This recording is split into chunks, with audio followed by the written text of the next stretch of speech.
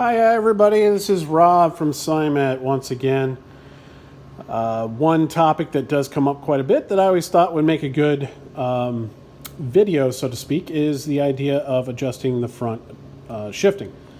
A lot of people don't do it correctly, so to speak, and that sounds like a very pretentious thing from a mechanic, but in essence, what I mean is there are ways to set up your front derailleur system that will help it perform better. And these ways directly deviate from instructions from any of the manufacturers.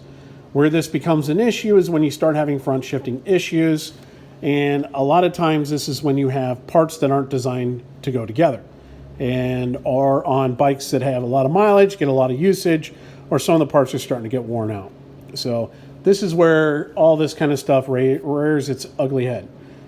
So in this particular example, I have fixed this bike off and on throughout the years, and yet the rider that owns it doesn't necessarily live close by, so isn't able to bring it in to have me work on it most of the time that it needs work or service.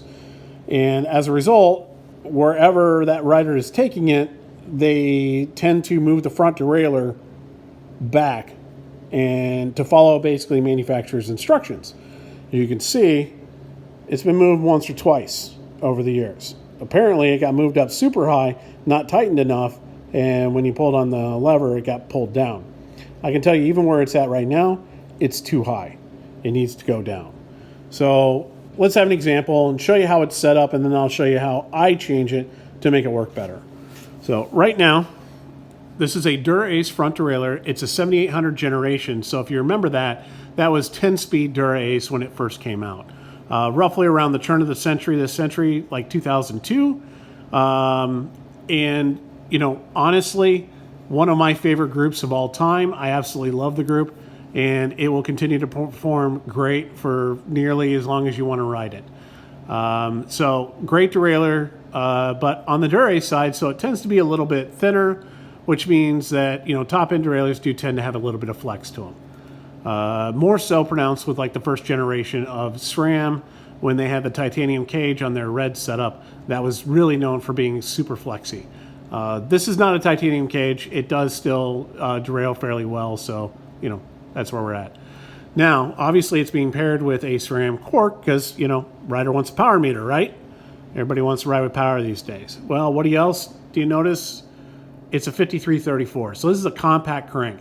This is on a frame that was designed during the 10-speed generation, full-size crank. It's a band clamp front derailleur, so as you can see, big gap here, small gap here. I can tell you, though, that this gap is set within manufacturer specifications. As you can see, the gap there is the 1 to 2 millimeter that they always call for. I can also tell you that that is too high. In order to get good shifting performance, you really need to drop that down to where it's just barely touching the top of the tooth.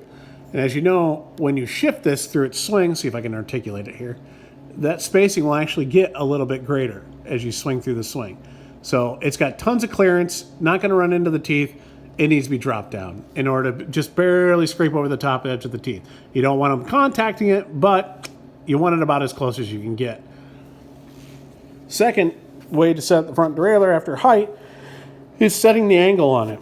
And I don't know if you can see this or not, but it appears as though the back plate of the derailleur and this chainring here are set up fairly parallel, and that's what you're always looking for. The problem is that's with the back plate. Front plate is a nightmare. It's not even remotely set up correctly. This cage really needs to be parallel to the chainring. You can see here, they've twisted it a bit and kicked the back end in. You do this, or a lot of mechanics will do this, whether they realize they're doing it or not.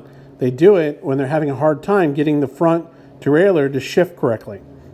They just kind of push a little bit, they turn it a little bit, or over time they just twist it without even realizing it. And it's to get the chain to stop dragging when it's in the low or the small chain ring and the biggest cog in the rear. The way that you set the limits, so basically you want to square this up to about like there. You want to drop it down as low as you can get it so that it's just barely touching, or not even touching, but just almost touching as it comes across that tooth. And then you want it so that when it's in this cog and the small ring and it's shifted all the way down, that you're barely going to have clearance here. So you dial in that limit screw, that one there, usually. Check on your derailleur specifically though. And you try to get that chain as close as you can. You basically want it almost touching. You shouldn't really see any daylight between there. If you have that dialed in, the limit dialed in, you've got this down to the right height, and this plate is parallel. What you're going to end up finding is your front derailleur shifting is going to be dialed in. Hopefully I can splice these together. I really don't know how this whole... Not a video editor. I'm a bike mechanic. So in general, I've gone ahead and made the adjustments that I need to make in order to make this front derailleur system work right. I'm going to show you those here in a second, and then I'm going to kind of explain some other things to look for, and hopefully this will help you. Okay, I've gone ahead and made the adjustments. I've moved it down to the right position. You can see the difference in dirt line there that I will clean up, but it's been moved down quite a bit. If you're worried about all this is actually, if you've looked at it, it is just paint chipping up, so we're good to go there. This bit here is actually just a reflection, so I've moved it down substantially. As you'll notice, like up in these teeth, you can't see it when the front derailleur is all the way in. There's no room there. When you articulate the front derailleur, there should be little to no room. Let me get a pink finger back there between the teeth there. Almost like it's going to strike right there. It's probably been set there in the past, and it's probably struck there while riding. Most likely set by me, to be honest with you.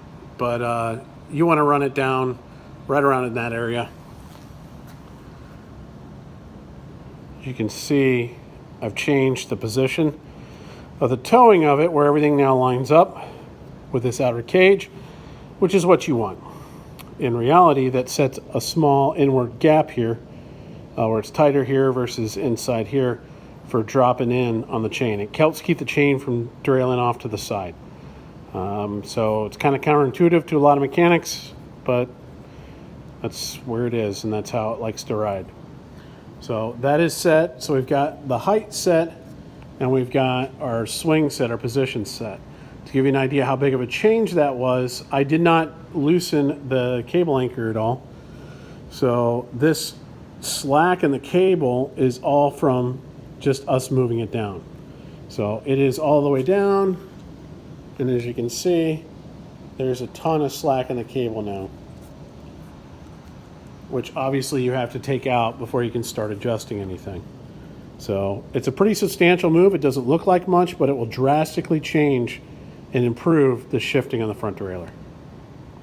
So hopefully you find that works for you, and it helps you in setting up your front shifting, especially in older setups and on setups where you're mixing component groups, or you have, say, a compact chain ring on an old traditional full-size frame or full-size group that wasn't really designed to shift on a compact.